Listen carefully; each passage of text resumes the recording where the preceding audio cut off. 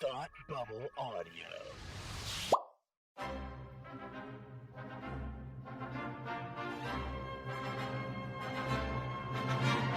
Look, up in the sky! You will never find the more wretched hive of scum and villainy. Welcome to Beer with Geeks with Tim and Frank. Who are you? I'm Batman. I am Iron Man. Your friendly neighborhood Spider-Man. Hi, Christopher. I'm Nero. My name is Inigo Montoya. You're a wizard, Harry. A couple of guys with a couple of beers and a whole lot of pop culture nostalgia. Make it so, number one. Ladies and gentlemen, the Beatles. Name the dog, Indiana. Life finds a way. I am serious. And don't call me Shirley. Now sit back and crack open a cold one, because it's time for Beer with Geeks. It comes in pints? Shaken, not stirred. Great Scott! I was way off. I knew it started with an S, though. Hi, and welcome to Beer with Geeks, the show where two geeks geek out with beer. I'm Frank. Tim is, well, we'll talk about Tim in a second, but joining me tonight. Do we have to? We'll see. Yeah, if we're good. Okay. Joining me today is friend of the show, Scott from the Suicide Squadcast. Hey, man. Hey, thanks for having me on. Thanks for joining me. I was a little unprepared. I was like, oh, I'm on an actual Beer with Geeks episode? Just color me surprised. Well, to that end, what are you drinking? Oh my God, I feel so embarrassed. Oh, why? Why is that, Scott? Why are you embarrassed? Why? Because the only beer I had in the fridge tonight was my wife's Coors Light, and so that's what I'll be drinking tonight. Well, it's the I don't even know does it have a name? Does Coors Light have like a nickname? Born in the Rockies. I guess you've got that. That's all you got. Yeah. Okay. Yeah. Because with there's King of Beers, there's Champagne of Beers, and then I guess there's just Born in the Rockies. All right. Well, we'll go with that. Is it one of those cold activated ones that the mountains turn blue when it's cold or whatever? Yeah, actually, you're right. Is it one of those? It is. All right. It is one of those because it says cold lagered, cold filtered, cold packaged. There you go. All right. So at least you got that going. Well, I am finishing up. It's late for this, but I'm still finishing up the last of my pumpkin beers. Okay. I picked some up on Halloween, and I've been sort of holding on to them. Preciously. So the last one I'm finishing up here is a Cisco Brewers Pumple Drumkin. So does it vibe to alternate Earths? Funny, Cisco. Actually, it's spelled like that too. It is an ale brewed with pumpkin and spices, and it's pretty darn good. From Nantucket here, up in New England, but. Scott, we are here because you and I share a love for old musicals, right? Classic, yes. Classic Hollywood musicals and Broadway musicals for that matter. Oh, yeah, trust me. When you guys start bursting out the song, it's just like I'm there singing along with you. That's your jam. That's my jam. And then when you make little puns, it's like, ooh, I feel like Cap in the first Avengers movie. I understood that reference. Right. Exactly. And that's one thing that I've always enjoyed. You and I have been friends on Twitter for a couple years now. And one thing I've always noticed is like, hey, we have a similar sense of humor, and we have like similar taste in movies and music, and obviously we first met through sort of DC Comics fandom on Twitter. But I really have been wanting to talk about a movie for a long time now, a movie that has been a favorite of mine my entire life, and that is Yankee Doodle Dandy, starring. I love that movie. Yeah, it's a fantastic movie starring James Cagney. Came out in 1942, at the height of World War II.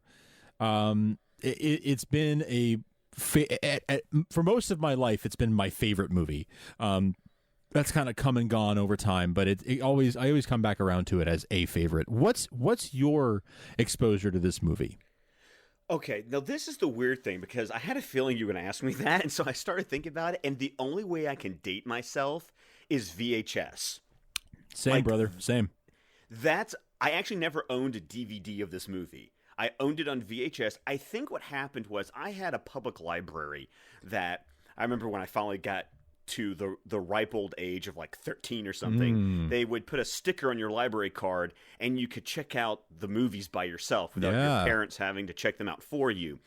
And they had a section of just musicals, and I've been doing musical theater since I was 9, so I would just kind of flip through and just kind of go, oh, Dad's told me about that one. Dad's told me about that one. That one just looks good. I want to check that one out. And I had a proclivity for trying to find musicals that starred men, because I grew up with Meet Me in St. Louis and Sound of Music and Annie Get Your Gun, and it was like it's female-led musicals. And then I remember when I discovered The Music Man with Robert Preston, and I was like, yes. And then I found Guys and Dolls. Classic, yeah. Both of those classic. So when I saw Yankee Doodle Dandy, and I see that starring Jimmy Cagney, who at that point all I thought of was gangster movies, right? And then I thought, he's in a musical. This I gotta see. This I gotta see. And then I'm watching it going, and he can dance. Dude can dance. Yeah. He can't really sing, but he can dance. He can dance. Yeah, it's true. It's true. That's so funny. That's so funny because I also had a public library near me where I would go, borrow VHS tapes like all the time. And I also had a love for The Music Man. I actually got to play the lead role when I was in middle school, which was really fun. So yeah, I have a similar love for those things and for those kind of movies. Oh yeah, and so that just became, and also tap dancing is hands down my favorite kind of dancing in any kind of musical. So like and the best thing is because I love old 30s and 40s, like the Gershwins, the Cole Porters, those kind of musicals. Well, those were the musicals that they all had tap numbers in. Right, them. Of course.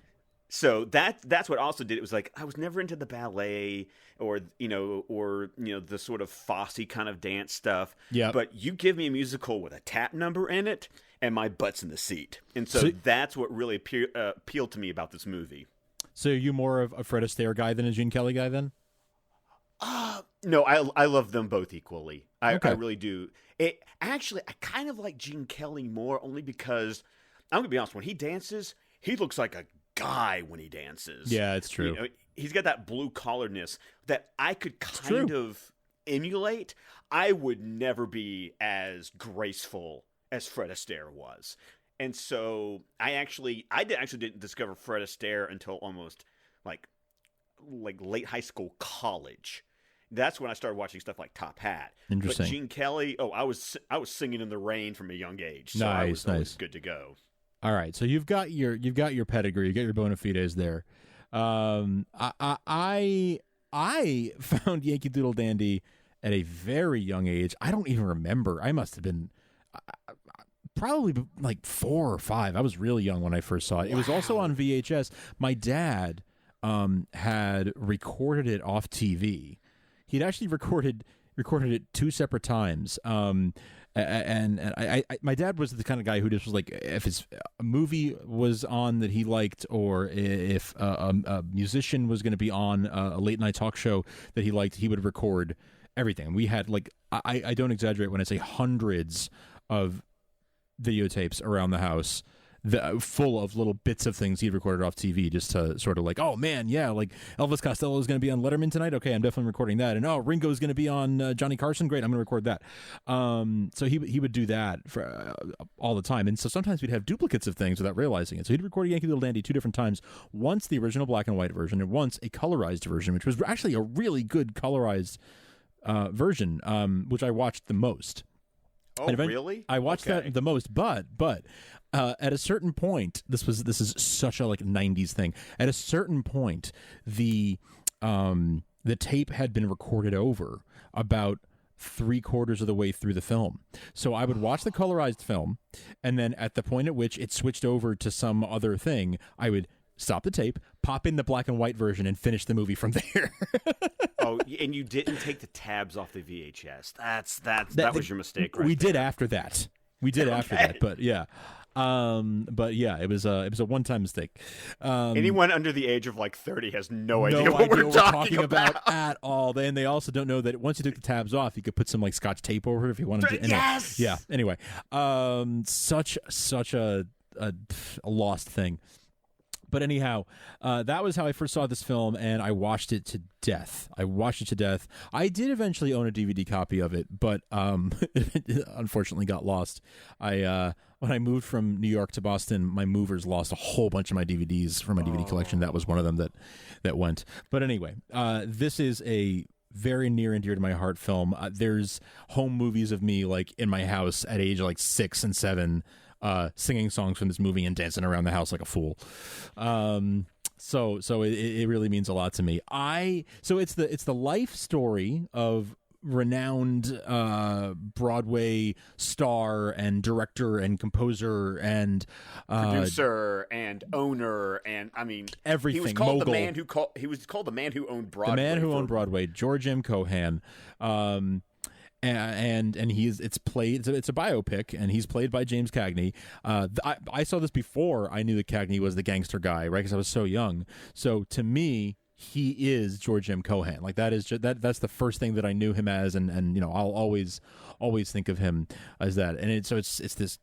For those who don't know, he started out in vaudeville. Cohan, that is, started out in vaudeville, and his family were a vaudeville family, and he grew up in show business, and then as Broadway kind of morphed to musicals as we know them today, he hit it really big, writing and starring in and producing and directing these musicals, and he wrote so much of early Broadway, what have really become standards and classics, and some songs that are were so standard and so classic and are now older and forgotten, but there are quite a few, like the title song Yankee Doodle Dandy and Give My Regards to Broadway and Over There, Grand Old Flag is probably the best known one, honestly. It's such a standard that it almost feels like a song that doesn't have a writer. It just feels like it's just a song that's been around forever. Well, that was the beauty of watching this movie, was going, he wrote that, he wrote that one too, he wrote that one too. It was almost an education of, it is, one man wrote all those songs. Exactly. So it's a really fantastic, exciting movie, and a lot of fun, very patriotic. Remember, this was at in the height of World War II. It's the whole framing device for him telling his life story is that F.D.R. calls him to the White House. And it's right around the time, and this was true, that Cohan was actually playing F.D.R. on Broadway in a very satirical play where he was poking a lot of fun at the president. So he gets called to the White House, and he's like, "Oh my God, is it treason or something? Like what did I do? Are they mad at me because they think that I'm like anti-U.S. or whatever?" And so he sits down with the president, and he's like, "Oh, I wanted to hear your life story, Mr. Cohan," and in a very cheesy F.D.R. impersonation. That actor, which I'm not sure if the actor's doing it because you never see the actor's face. I don't think he is. I think the actor, there's an actor who looks like him from behind, sitting behind the desk in the Oval Office, and then there's some other voice of like an impersonator who sounds, kind of like a nasally, like, "We have nothing to fear but fear itself, Mr. Cohan," like that kind of a very cheesy sounding impersonation. And so he's like, "Oh, I remember it like it was yesterday," and it goes back to the beginning of his life, and he tells his whole life story, and all the songs are interwoven throughout, and it's an embellished version of his life, but it's a very whitewashed version of his life as well. Very, yes. It glosses over a lot of things, and his two wives were combined into one woman who doesn't actually exist in real life, and all this kind of thing. But it's still, for what it, for the it's a product of his time. It's cheesy, over the top Americana, but damn it, I love it anyway. Oh no, I love it too. And the point is that it was 1942, so we had just joined the war, right? Like in less than a year, because it was December 41 with Pearl Harbor. Mm-hmm. So it's really got that sense. I would call it propaganda if that didn't have such a negative connotation to it. But it's technically textbook accurate, right? That it like the dictionary definition of propaganda. This is it. But yes, you're right. It has this that is connotation, go out and buy war bonds and join the army and exactly. Be proud of your country kind of movie. Yes. If you buy the DVD, as a matter of fact, there's this really interesting thing on the DVD where they have back when this film came out, you'd pay your nickel or whatever to see a film, and you would get a cartoon, a live action short, and then the feature. And so it would be like an all day affair. I mean, it'd be like, a 15 minute cartoon, a 20-30 minute short. So you're at 40 minutes right there. And then a 2-hour movie. And then a 2-hour movie. So it was a really, you got a lot for your money. And on the DVD, they actually have like a Bugs Bunny cartoon, and then, which is like a by war bonds like cartoon of like Bugs Bunny fighting Nazis. And then a short about like a sort of dramatic short about fighter pilots, and then this movie. So it very much and a newsreel too. So it really put you in the place of like, wow, this is what people were watching, and it was all about the war effort and all about helping the war effort, and it really puts you in that time and place. I want to say it's also on the Blu. I own the Blu-ray now. Oh, is it on the Blu-ray too? Yeah, that was one of my deciding factors on getting the Blu-ray, is that I compare the special features between the two DVD disc release they put out, and then this Warner archive that you have to get online, and they carried over all the special features onto the Blu-ray. Nice. So you get all of that, and you only have to do it on one disc instead. Nice. That's great. Yeah, that's awesome. It's really it's a nice set. Like the content on it is really, really nice, and especially if you're just an old Hollywood kind of person. Yeah, like if you just love that whole, you get the experience, you get the documentaries, kind of that Turner Classic movie feel. It does have that. Mm-hmm. Yes. So, what is your favorite, if you can? What's your favorite number from this movie? I, hands down, give my regards to Broadway. Yes. I'm not even saying it's my favorite song in the movie, but it's my favorite number in the movie, because it's the one where, this is one of those biopics where all the musical numbers are done as if they're musical numbers. So yes. It's not like people are walking around in real life and bursting out the songs. Oh, yeah, that's a good call out. Yeah, it's every song is on stage being performed. So you're watching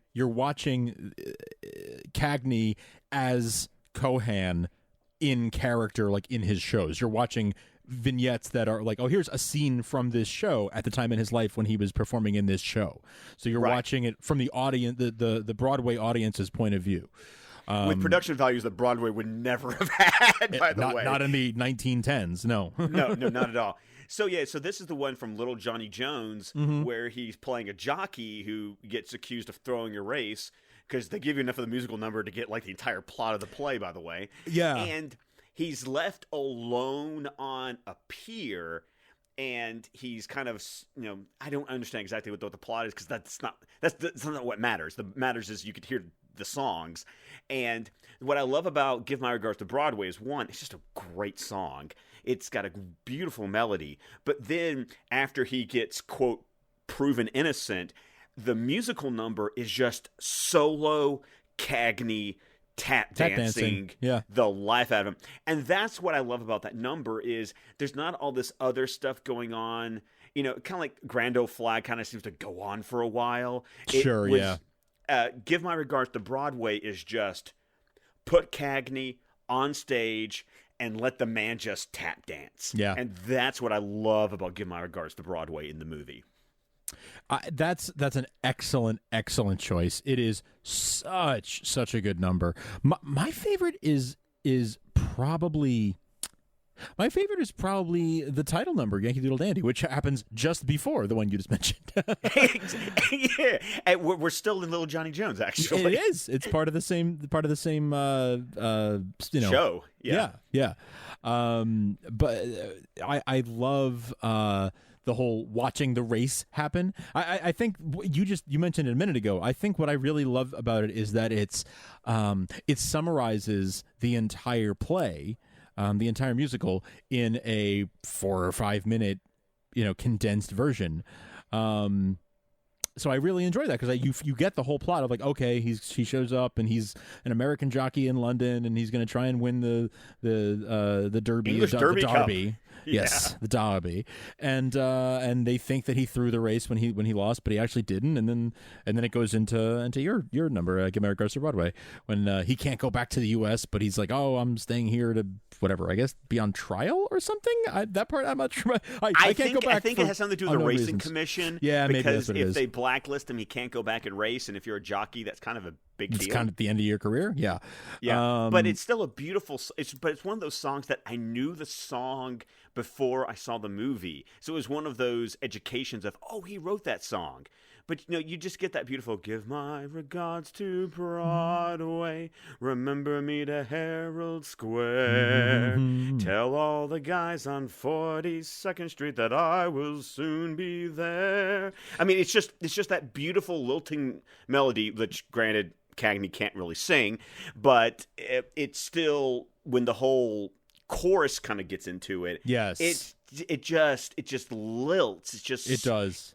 And that's what makes it beautiful. And then you don't make Cagney sing, and you just let him dance. Right. And then it's just like, oh my goodness. I mean, we're talking someone on par with Fred Astaire and Gene Kelly and later like Gregory Hines and like these tap dancers who I just absolutely adore.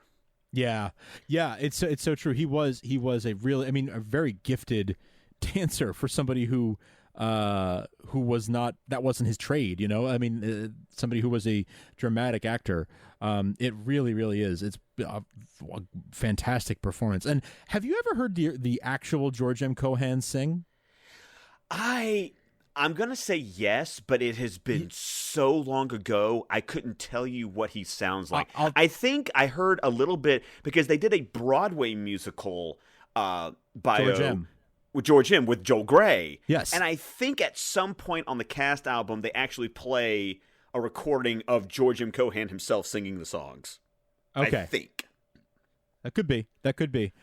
All I know is if you listen to the actual George M. Cohan sing, he's not as good as Cagney. I have to say, really? He couldn't actually sing. He couldn't really actually. He did the talk singing that Cagney is doing. So Cagney is imitating the way Cohan would have sung it. In fact, a moment ago when you sang "Give My Regards to Broadway" right there, I can only hear it again. This is that was the first time I heard many of these songs because I was so young when I first saw the film. I hear it in Cagney's voice, so I hear all the pauses and the choices he makes to the talk singing. Give my regards to Broadway, like all of that. I hear it in my head that way. Yeah, remember me to Herald Square. Yeah, it's like when you hear the original recorded version of I don't know any song that's like that, any hit song, top 40 song from the radio, right? Ever, some classic song. I don't know, Hotel California, whatever. You'll always hear the original recording in your head, and then if you hear a cover or you hear that same band even do a live version, you're like, it's not quite the same. It's a little bit different. And that's always the funny, like when you hear the cover first and you go hit the original, and right. you're like, yeah, that always trips you out. No, right? I need the cover. It's always the first one you heard. The first one you hear. Yeah, the first one you become familiar with, that's the one that sticks. And so for me, these were the first versions of these songs in most cases, not like Grand Old Flag, obviously, but in many of these cases, the first times I heard these songs, so they are like the canonical versions to me. So yeah, it's really funny how that works. And Cagney's performance ability is really something. I love that number. Everything about the Little Johnny Jones section. I love Mary. The song Mary, I think is such a beautiful tune. Beautiful tune, for it was Mary, Mary, plain as any name can be. It's just such a beautiful ballad. That it's one of the I don't know. I can't even put my finger on what it is, but it's such a melodic, beautiful tune. Well, and it's so simple too. And then the way it's used in the movie, like granted, since his wife character in the movie is a complete fiction, yes, from real life, but the idea is that her name is Mary, and so the idea is that he's written it for her, and then has to give it to like the Broadway star of the day, right, so they can snag her for one of their shows, and how his wife is totally cool with it because it's like, Yeah, Sam called me a couple of. I knew as soon as you walked in, you gave my song away. Yeah. I gave you a song to Faye Templeton tonight. I know. I don't think you heard me. I gave your song to Faye Templeton. Yeah, I know. I heard you. That's the one thing, though. Now I am blanking on the name of that actress who plays his wife. Oh, Leslie. Joan Leslie. Joan Leslie. Joan Leslie. Joan Leslie and Jimmy Cagney have such adorable chemistry in this movie. It's maddening. The chemistry is maddening, and she was quite young. I think she was like 19 or something. Seriously? Yeah. Man. She was very young when 17. She was 17 when they did this movie, and she. No, wait, that's not right. Yes, it is. She was born in 25, so 42. She would have been 17. She and they. You know, she meets him when she's about 17. When the character is about 17, and then they age her up, and they're an old elderly married couple, and they put her in elderly makeup. They age her up, and she does it quite well. You know, she can act. It reminds me a little bit of in Captain America with Peggy Olson. Even Peggy Carter. Peggy Carter. Peggy Olson. Oh my God, Mad Men. Mad Men. I have to take a drink for that now. But yes, Agent Carter, and how she did it. It was a similar thing where it's a young woman, who plays old so well that you hardly can tell. Like, wait, how old is this woman? Because is she somewhere in the middle? Like, where is she? Joan Leslie was fantastic, and their chemistry is outstanding. It kind of makes you wish you'd seen more films with the two of them together, acting side by side, because they were so great. Well, and also once again going back to the fact that I always thought of Jimmy Cagney as the gangster guy, and so his comedic timing in this movie, he's got that very sort of dry, that verbal wit of. Like the beginning of the movie, it tickled me. It's like he's kissing his wife after the end of the show. It's like, don't bother me. And then his partner's like, we got a telegram from the White House. Ooh, that bothers me. And it's just that he has that timing that just goes beat, beat, beat. And that's what I love about like old movies from the 40s is that sort of snappy beat, beat, beat humor where the jokes just land right. And when you have an actor who can time that response. And it just tickles you, even if you know the joke is coming. Yes, that's right. Yeah, it does. In fact, for me, having seen this movie, I don't even know how many times. You anticipate and you look forward to the joke, and then you still laugh at it. Like here it comes, and there it is, and it's still funny. Some of those jokes just get me every time. Every single time, and it's his timing, and it's the writing, and it's such the comedy in this film. I have to say, the gags, the jokes are a little bit ahead of their time. I think because they have a little bit of a sarcasm that is not really of their era. It is a little bit something you'd expect. Some of the jokes feel a little more modern in how sarcastic they are. Well, it kind of has I don't know why it just came, but it kind of almost has like an Abbott and Costello kind of timing to it. That's true. Timing wise, yes. Yeah. So which works because you're dealing with actors who were supposed to have been vaudeville, who then got onto Broadway. Which you either went vaudeville Broadway or you went vaudeville radio. Those were kind of the two paths you took. And so it worked for the character. You could imagine a man who grew up in vaudeville who in his real life would have this kind of timing. Right. That's right. Yes. Absolutely. And it speaks to like his talent as a performer, right? That he would have that comedic timing on stage and off. So yeah, absolutely. It totally fits. I love Mary, the character and the song. I have to admit, I have a very soft spot for Harrigan, just because. Yes, me too. Well, being Scotch Irish, it just I just love going into the Irish accent. Harrigan, that's me. Yeah. A double R-I. A double R-I. Is he saying W-R-I? G-A-N-I-C. It's cheesy and corny, and by golly, I love it. You know who else I love in this movie? Dietz and Goff. Oh my goodness. The two Broadway producers. That was your department. That was your department. My junior partner will review that. So good. And of course, oh shoot, what was the name of the guy that they went with? The chubby guy who ends up producing Little Johnny Jones. Oh, he's German, or or something. Well, I remember the actor's name, S.Z. Sakall, but what was the character's name? It's driving me crazy. The problem is he's one of those characters that I could care less what his actual name is. Yeah, I just love his. I want the Koeskas und the dancing. He's a little bit of a problematic character in today's age, but he's delightful. In fact, that actor, his name is S.Z. Sakall, but his nickname is Cuddles. Like, he's always credited as S.Z. Cuddles Sakall because he's such like a cuddly teddy bear of a man. I can't remember what his name was, but must you give us a Dietz and Guff? Must you? Well, we did promise it to Dietz. Oh man, and you have to give some credit to the guy who plays Sam Harris. Sam Harris, because he is good. The straight man. Mm-hmm, I mean, he is not allowed to really be. The only time he's allowed to be funny is in that one scene where they form the partnership of Cohan and Harris, and he's really just playing off Cagney. Right.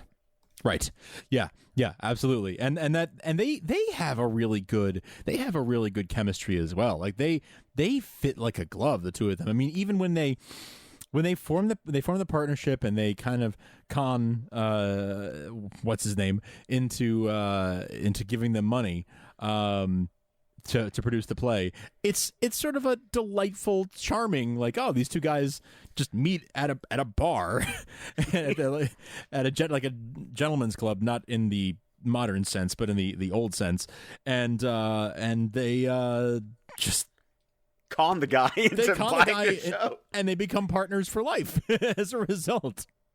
Oh man, and that's another one of those parts where the movie kind of whitewashes like why their partnership broke up. Which, do you know the story behind that? I don't actually at all. I never looked into it.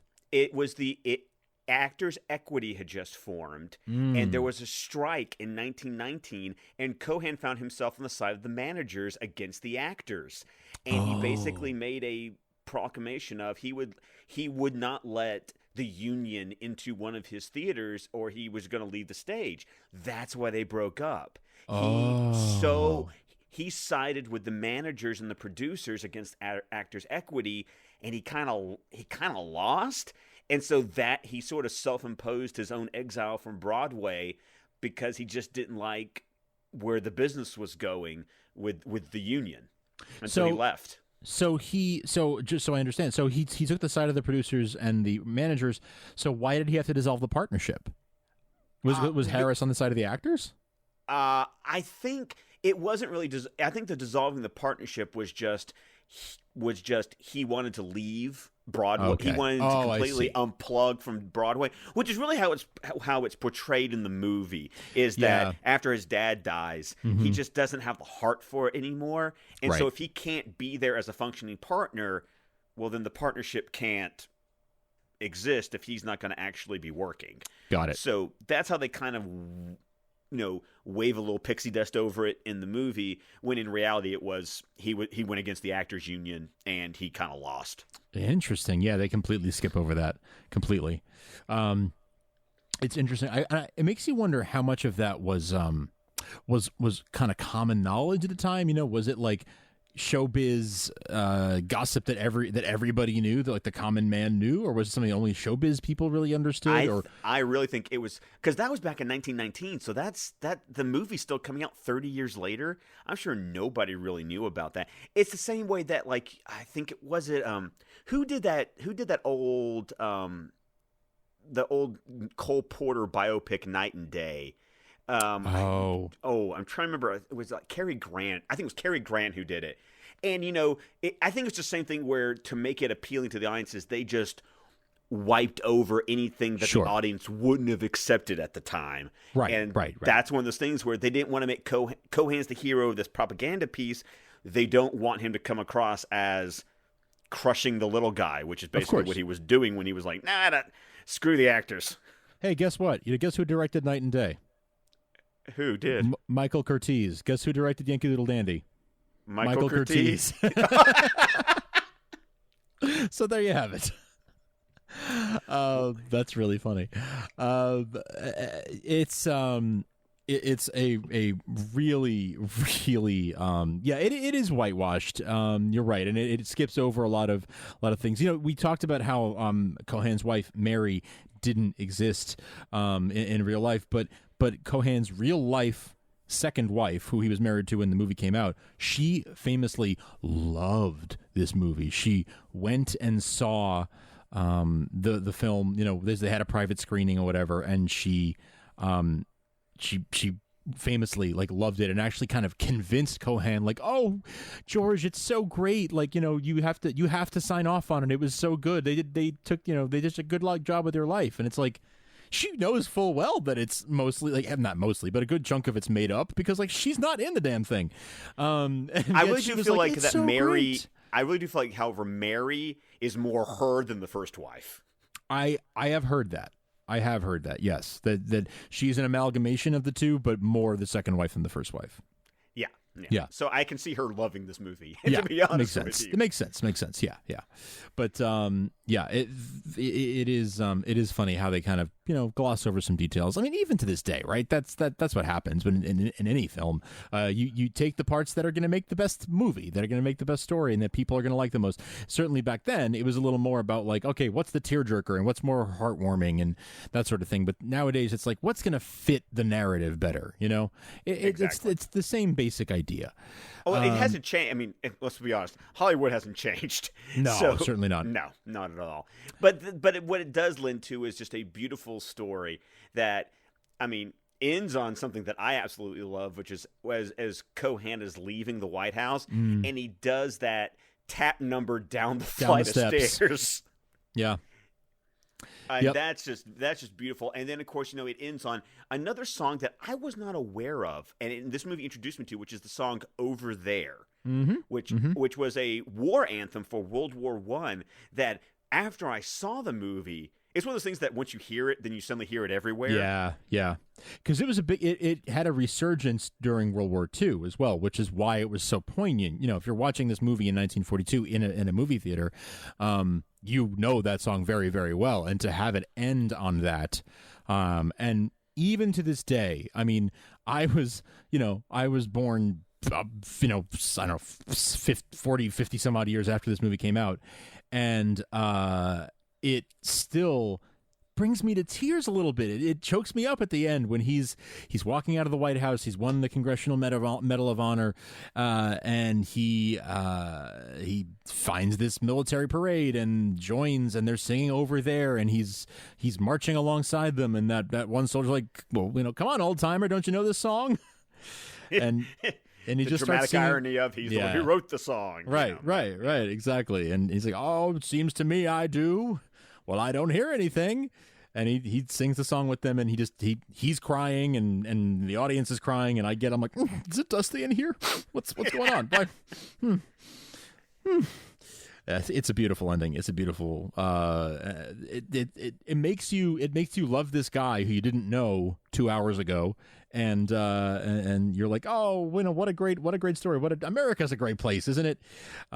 It really gives you that patriotic feeling. Very similar to the way I feel about Mr. Smith Goes to Washington. It just gives you that America's great place. Capra-esque. It is very Capra-esque. It's the idea of this guy came from nothing. And it's that classic. I pulled myself up by my own bootstraps. That's right. And now I own Broadway. Right. Yep, yeah. Exactly. Because he was just a lowly kid born into a performing family. I mean, they were actors, but it wasn't glamorous. Vaudeville was just, the actors were sort of like the bottom rung of society, and they were living in squalor, and he became, he owned all these theaters and produced all these very successful shows and became this huge figure. I mean, he was, a showbiz mogul, like you would see today. That found huge success, right? Because he had the moxie to write his own stuff, star his own stuff, direct his own stuff, produce his own stuff, and when I gather was a very good self promoter, which you had to be at that time. So it kind of just it's the whole package.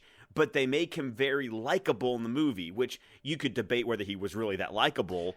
But for the purposes of the movie, you can't help but smile because you just want him to succeed.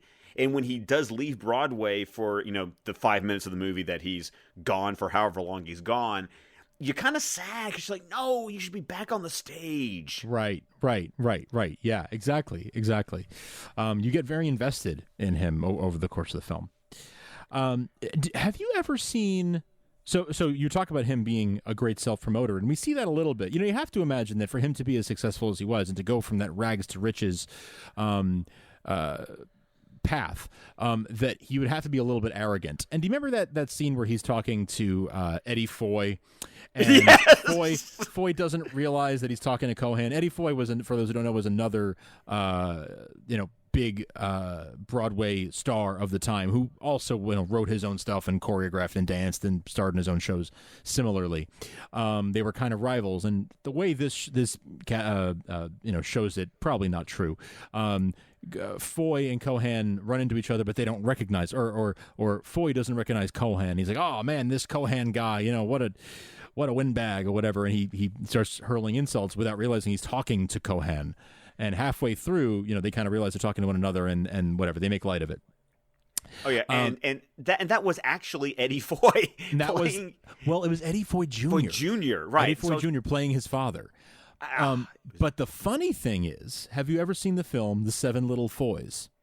I have not, but that's the one where Bob Hope plays Eddie Foy, isn't it? Bob Hope plays Eddie Foy, and so Eddie Foy had 7 kids, and they were all in show business with him and all this stuff. But there's a scene in there where they're at like the Friars Club or one of those clubs that all the Broadway guys would hang out with at in New York, and Cagney reprises the role of Cohan. I know. Yeah. I've never seen it, but I've heard of it because I went through a little Bob Hope phase in college. And I go through weird phases as a person, and I went through a Bob Hope phase, and I saw that, and I was like, "That is so awesome!" That there was like a little mini universe where they kept the continuity of Cagney as Cohan. Yes, exactly. It is a Cagney cinematic universe, Cohan cinematic universe. I'm sending you a link that you can look at whenever you have a chance, and I'll stick this in the show notes too. But it's a clip of the dance routine from that film where Cagney and Hope play Cohan and Foy, and it's fantastic. They do an outstanding job in it, and it's a whole lot of fun. I saw this movie several years later. This is 1955, so 13 years after Yankee Doodle Dandy, and whoever had the idea to get Cagney to do this was just absolutely brilliant. Another thing worth watching, if you like Cagney in general, or really if you like old Broadway in general, I think there was. The way I got to this was on the DVD of Yankee Doodle Dandy. There is a clip, and maybe this is on the Blu-ray too. You could tell me. There's a clip of Cagney accepting like an AFI, American Film Institute award, and talking about in part talking about Yankee Doodle Dandy and some other things. And you can go down a YouTube hole of just watching clips of old actors winning, because the AFI used to do like an award ceremony every year where they would give all these awards and a Lifetime Achievement Award. And the most fun thing to do is just to watch all these old actors like Gene Kelly and Bob Hope and James Cagney and Cary Grant and all these old guys, Jimmy Stewart, accepting their Lifetime Achievement Awards, and they get the podium for about 10 minutes or something. It's not just like a usual acceptance speech of like, oh, thanks so much to my wife and my producer and blah, blah. It's like they get to give a little speech for like 10, 15 minutes, and they're all delightful. Every last one of them, just to hear them talk about their careers in retrospect as as old men and women. It's really, really cool, and Cagney's is one of the best. No, I think I remember seeing something with the Jimmy Stewart one. And I'm gonna. Jimmy Stewart one's a good one too. I'll have to just go down this black hole of these clips, because this sounds like gold to me. Like this is the kind of stuff that I would just watch because I grew up watching these movies with these guys. I mean, right. I going back to the library story. I mean, that's what I would do. Is like if it was black and white, I was probably gonna watch it. Yep. Absolutely. Those are the classics, man. And this movie, I think, is probably the best. It's different, right? It's not like a Top Hat or a I don't know, Singing in the Rain, or it's not like any of those American in Paris, certainly. It's not like a lot of the other classics, because it's framed in this device of, here's a showbiz guy, and we're going to show you not just scenes from his life, but the shows and the musical numbers and the songs that that he composed. So it's not sort of like we're going to work these songs into a story and people are bursting out into the song on the streets.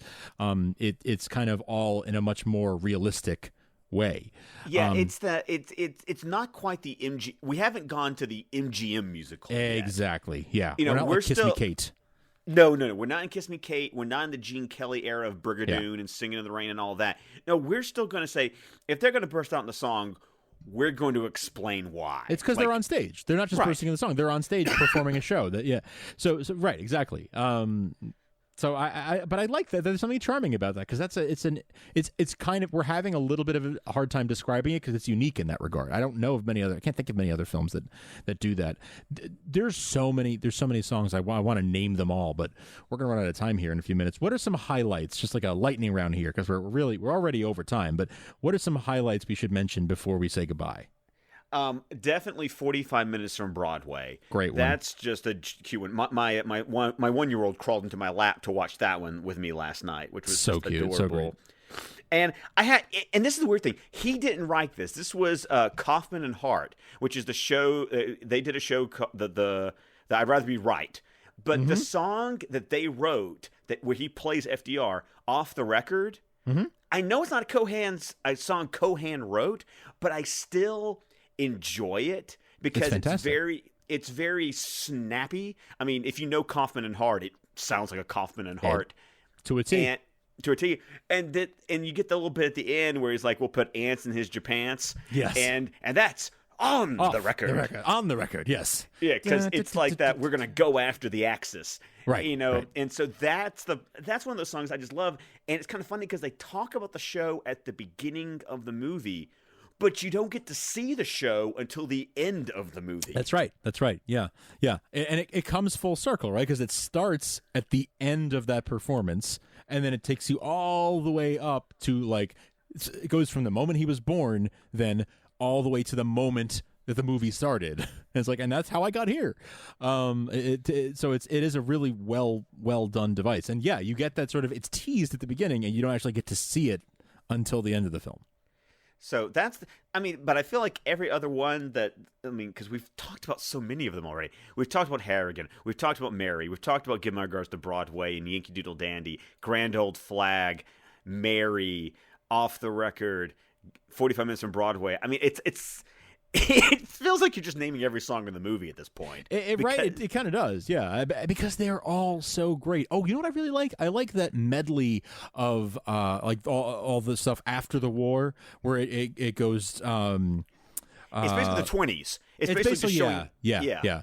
He is the man who owns Broadway. That's what the daily papers say. Oh, I forget. Malone? Bobby Malone? Molly Malone. And then there's I Nellie. Love the name Billy. My dad's was the same Billy. They do medleys really well in this film. You have that one, and then you have the Cohan's medley from earlier in the film when he's growing up, where you've got I was born in Virginia and all those other songs. Oh yeah, there's one that didn't. That's one that doesn't age well, by the way. No, it really does. Oh, the blackface, the minstrel show. Yeah, the blackface stuff does not age well at all. Nope.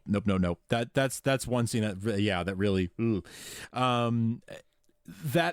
the music is so of its time and really paints a picture of that late 1800s, early 1900s time. And then, of course, at the end of the I Was Born in Virginia tune, you have one of the most famous lines in the whole movie, which is, my mother thanks you, my father thanks you, my sister thanks you, and I thank you, which apparently was something that Cohan would say quite a bit. That was sort of the way that the Cohans would sort of sign off and end their act when they became a very successful, famous vaudeville act that was very popular in their touring days. And then that comes back when his dad dies, and he goes through he says it again, and it's just And then he says it to President Roosevelt when he gets the medal. Yes, that's right. That's the line I remember from this movie. It was so funny as we were tweeting last night as I was watching it, and then you tweeted that at me. I was like, of course you did. Because that's the line from this movie. Like, if there's like that tagline or that memorable line, that is it. You say that to anyone, and if they've seen this movie, they know what you're saying. Absolutely. It's the most distinctive line, I think. If you've seen this movie, it's like the "May the Force be with you" of this movie. It's like the code phrase to say, like, yeah, I've seen that movie. Oh yeah, absolutely. Yeah, totally. Oh man, there's so many classics. It's such a great movie, and it I think gets better the more you watch it, and the more the music. If you're a musical theater person at all, you owe it to yourself to watch this, because it really is ingrained in the history of musical theater, and it's just plain fun to watch because the numbers are so good, the story is good, it's funny, it's heartwarming. It kind of does it all. Well, and it's one of those things that if you love like crooners, like so many of these songs became, I mean, most crooners, and I'm a huge Sinatra fan, and so all those crooner songs were almost always Broadway songs that got jazzified. That's right. And so this is just another one of those movies where you can go, this is where those songs came from, and this is what these songs originally sounded like. Right. Going back to your whole, I remember it the first time I heard it. This is not the way I remember it. Right. Yeah, exactly. If you're used to, a Sinatra version of really just about any song, you're gonna, when you hear the original, you're gonna be like, that's not quite right though, is it? There's something off here.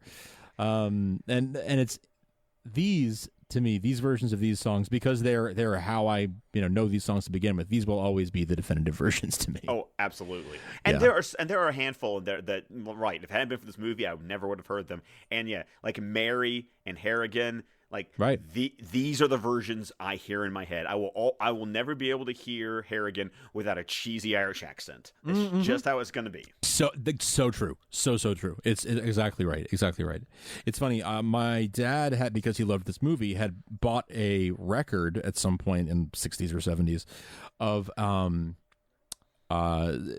songs of George M. Cohan, but it was some guy, I don't know who, singing all these songs. Not anyone particularly famous. It was just like a generic record that just said, like, greatest hits of George M. Cohan or whatever. And here's this guy, and he's singing songs like "So Long, Mary," "So long, Mary, Mary, we will miss you so." But he's a dude singing it. So all the parts that Mary sings in the show, he's singing both the men parts and women parts, and he's like flipping the gender pronouns in a weird way that doesn't make sense. Like, but you are a guy and you're singing as if you're Mary, and you're just sing it the original way. Why did you even bother? I don't understand. Yeah, it's one of those. And especially when I was like 7, I was like, I'm very confused. What's happening? Because that doesn't even make sense. This doesn't even. I don't like that. That doesn't even. I don't, dude. No, you're confused. You're doing it wrong. It's very funny. But more so, his performances were so, different than what I was used to, that I was like, no, you're supposed to sing it. Why are you actually singing notes there? That doesn't, what? There's no notes. There's just talking. Hurry right away. No delay. Go today. It's supposed to be like that. Anyway, I digress. Scott, it has been an absolute pleasure having you on the show. Thank you so much for geeking out about this, classic film that has now become kind of obscure, but I really appreciate the chance to talk about this, because I don't get to talk about this stuff very much. Tim knows his musicals, knows his Broadway, but this one's a little obscure and a little off the beaten path in this day and age. So I really appreciate the chance to get to talk about this with you. Well, I appreciate you inviting me. It was an honor. It gave me an excuse to watch the movie again last night, which I'm always up for an excuse to watch an old movie. And anytime you want to talk about old movie musicals, trust me, I have probably seen it and probably own it as well. This is one of those brother Brad, don't throw me in that briar patch. I am more than happy to do this anytime, and I really appreciate the opportunity. Anytime, man. Hey, why don't you tell everybody where they can find you on podcasts and the internet and everywhere else? Well, if you want to talk to me, you can find me on Twitter at ScottDC27. As Frank mentioned at the beginning of the show, I am one part of the Suicide Squadcast, where we talk about DC movies, television, and comics, mainly focusing on the movies. But we do have a whole network of the Suicide Squadcast network. You can find us at Suicide Squadcast on Twitter, Facebook, Patreon, and YouTube. Awesome. And you guys really do a great show. You guys are, covering everything having to do with DC so thoroughly. I really enjoyed your Justice League episode. It was, Tim and I and our friends Damon and Dan went to see Justice League together, and when we came out of the movie, we were like, all right, so when does the Suicide Squadcast episode come out? I'm not blowing smoke. I'm dead serious. For we were discussing it. We got a beer after the movie and talked about it, and we were like, well, I want to hear what Scott and Tim and Brett think, because it's a polarizing film, and I wanted to hear what your guys' take was on it, and I was very satisfied with your episode, and as I always am. So, keep it up, because it's always fun, and it's always good to have you here, and you're welcome back anytime. Oh, your Tim. It's always weird when we have my Tim and your Tim. That's right. Yeah, we share Tims.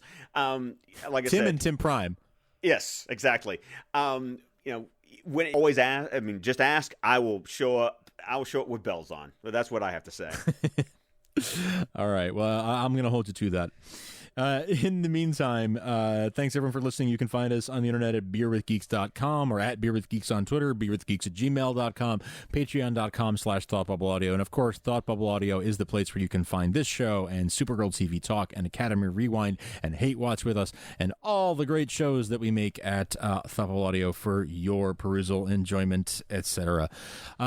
Scott, thanks so much for joining me once again. And until next time, cheers.